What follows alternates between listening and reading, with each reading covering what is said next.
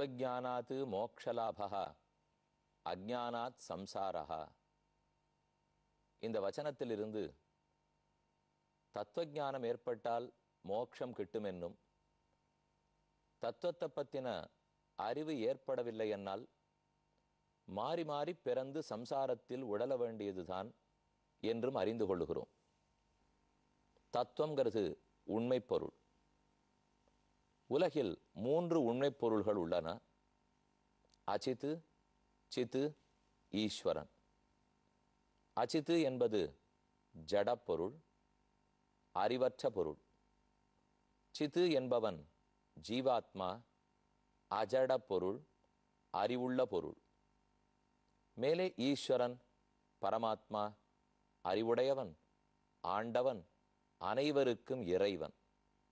சித்தையும் அச்சித்தையும் தனக்கு உடலாக கொண்டு அவற்றை தான் தாங்கிக் கொண்டு அவற்றை ஆட்சி செலுத்து கொண்டு அவற்றோட கூடியே பகவான் எப்போதும் காட்சி கொடுக்கிறான்.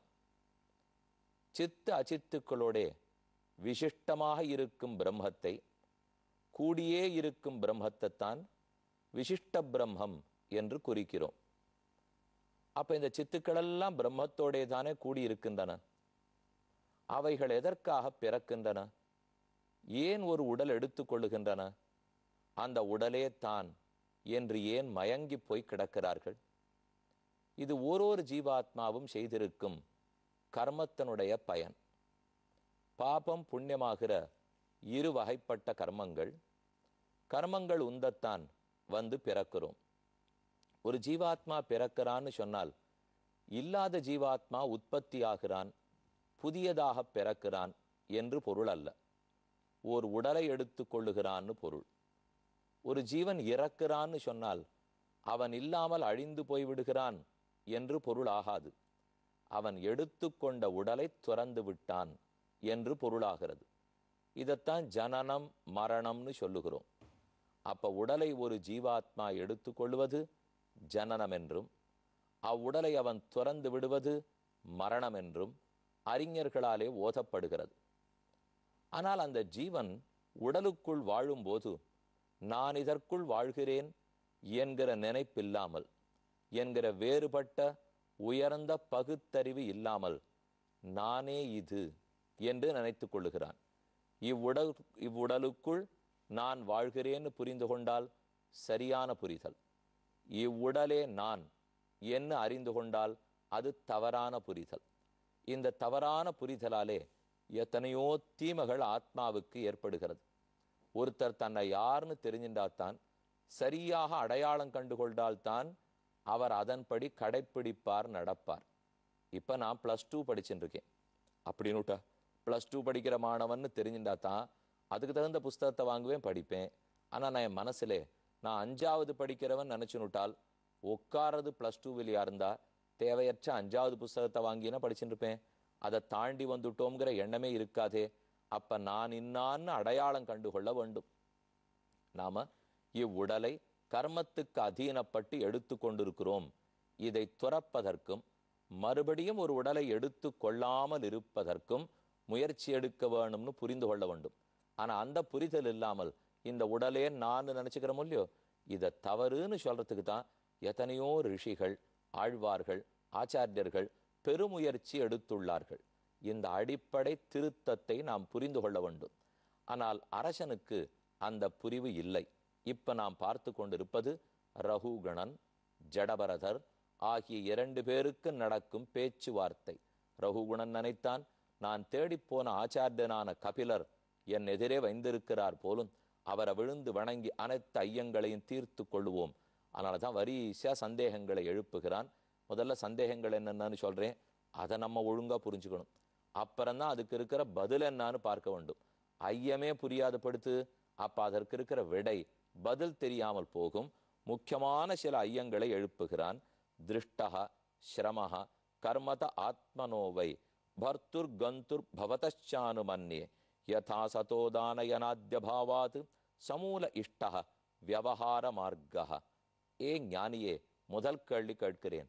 நீர் ஒன்று சொன்னீர், எது பாரம் எது சுமை, சுமப்பவனுக்குத்தானே சுமை தெரியும், பாரத்தை தூக்கினவனுக்குத்தானே சிரமம் தெரியும். இவ்வுடலுக்கு ஏது சிரமம், எது சுமை, பாரம், எது மார்க்கம், எது கால், ஒன்றுமே கிடையாதுன்னு சொன்னீர். மேலும் பக்கத்து வீட்டுக்காரர் அரேன் ஒருத்தர் அடித்தால் எனக்கு வலிப்பதில்லையே, அதப்போல் என்னை அடித்தாலும் எனக்கு வலிக்காதுன்னு சொன்னீர். இந்த விஷயம் எனக்கு புரிபடவில்லை. என்னை அடிச்சா வலிக்கிறதே, நான் சொல்றச்சே நீங்களும் தலையாட்டின்னு கேட்டுன்னு இருக்கலாம், நானும் சிரிச்சுட்டே சொல்லிட்டு போடலாம். ஆனா என்னையே ஒருத்தர் வந்து அடிக்கிறார், அப்ப எனக்கு வலிக்காமலா இருக்கும்? பக்கத்து வீட்டுக்காரர் அடிக்கச்சே எனக்கு வலிக்கல, ஆனா என்னை அடிக்கச்சே எனக்கு வலிக்கிறது. என்னை அடிக்கச்சே எனக்கு சிரமம் இருக்கு. நான் பாரத்தை தூக்கினா கஷ்டப்படுறேன், அம்மாங்கிறேன், அப்பாங்கிறேன், எப்ப கீழே வைப்போன்னு பாக்குறேன். இது இத்தனையும் நான் பார்த்து கொண்டு தானே இருக்கேன். ஆனா சட்டுன்னு ஜடபரதர், இது எதுவுமே கிடையாது, தூக்குபவனுக்குத்தானே சிரமம், அடிபட்டவனுக்குத்தானே துன்பம், அதேதுமில்லை. பக்கத்து வீட்டுக்காரருக்கு எப்படி இல்லையோ எனக்கும் அப்படி இல்லைன்னு சொன்னீரே. ஆனா உடல் சமப்படுவதே நான் கண்கூடாக பார்க்கிறோம், தெரியறதே, நான் தானே உணர்கிறேன். வெட்டினா ரத்தம் வருது, எனக்கு வலிக்கிறது தெரியறது.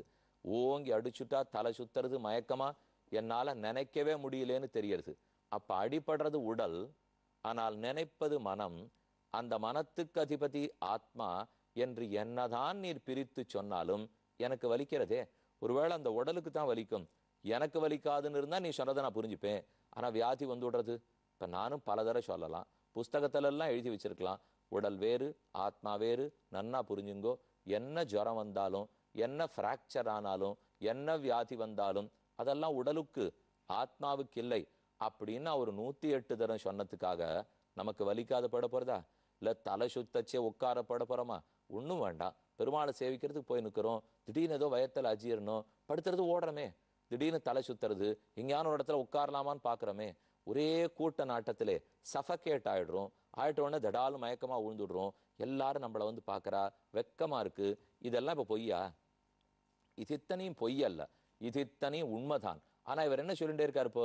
இது இத்தனையும் பொய், இதெல்லாம் விவகார மாத்திரம், சிரமமாவது, பாரமாவது, தூக்குறதாவதுன்னா சமயம் ஏட்டு சுரக்கா பேசுறாப்புல இருக்கே தவிர இது ஒன்றும் உண்மை பேச்சாகவே தெரியவில்லை. இதுதான் இவர் முதல் கேள்வி கேட்கிறாரு. இப்போ நேரே கண்கூடாக சிரமப்படுவதை, துன்பப்படுவதை பார்க்கிறோம். பாரத்தை கழுத்து சமந்து போறதே, ஒரு பல்லக்கோட தண்டை கழுத்துல வச்சுன்னு தூக்கின்னு போறோம்னு சொன்னா, 1/2 மணி தூக்கினா கழுத்து சிராச்சி செவந்து போடுமா இல்லையா? தோள்பட்டையெல்லாம் செவந்து போடுமா இல்லையா? இவர் எல்லாத்தையும் பொய்னுட்டா அப்ப அங்க செவந்து இருக்கிறது பொய்யா என்பதுதான் அரசனுடைய கேள்வி. அப்ப நீர் சொன்னது சிரமங்கிறது இல்லை, பாரம் இல்லை, தூக்குபவத்திற்கு தானே சிரமம், இத்தனையும் சொன்னது இது தவறு. சிரமம் கண்கூடாக தெரிகிறது, அது எப்படி நிஜமில்லைன்னு சொல்லுவீர்? ரெண்டாவது, சமூல இஷ்டக வியவஹார மார்க்கக. அடுத்து அதுக்கு பதில் சொல்றதா வச்சிருந்து, இப்ப இவன் கேட்ட கேள்விக்கு ஜடபரதர் பதில் சொல்றதா வச்சுன்னு இவன் அடுத்த கேள்வி கேட்கிறான்.